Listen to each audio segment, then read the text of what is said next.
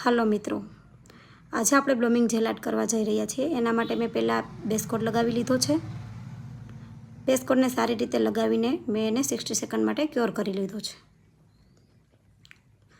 Cure કર્યા પછી મેં એમાં સોફ્ટ પિંક કલર એકવાર અપ્લાય કરી લીધો છે।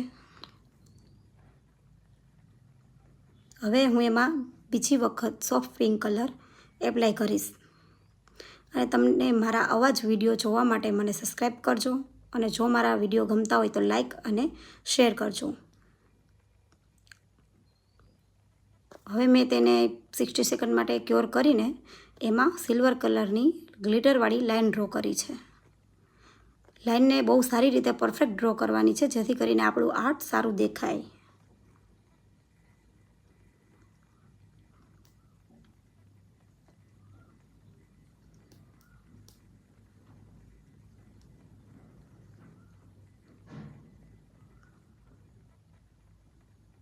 તમે જોઈ શકો છો કે હું બહુ જ નિરાતે અને પરફેક્ટ રીતે કરું છું।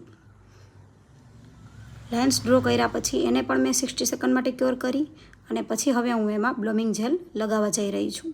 જે રીતે આપણે આર્ટ કરવું હોય તે રીતે આપણે લગાવી શકીએ છીએ।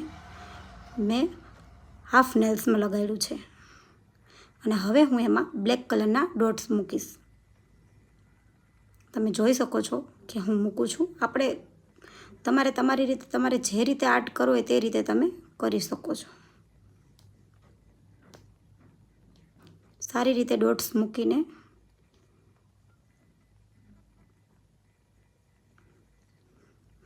એને થોડી વાર માટે રહેવા દેવું જેથી કરીને એકદમથી ડોટ્સ ફેલાય અને ડિઝાઇન એક બની જાય।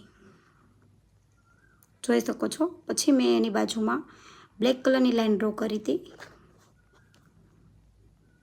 અને તમે જોઈ શકો છો કે કેવું રિઝલ્ટ દેખાય છે નેલ્સનું। હવે હું એમાં ટોપ કોટ લગાવીને એને લોક કરીશ।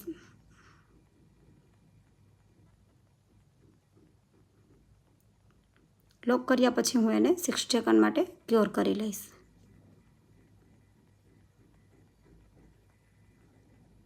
જો તમને મારા વિડીયો ગમતા હોય તો ફરી એકવાર લાઈક શેર અને સબસ્ક્રાઈબ કરી દેજો।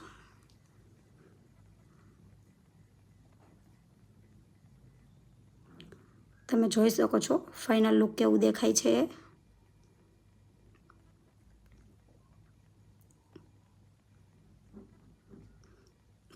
તમે જોઈ શકો છો।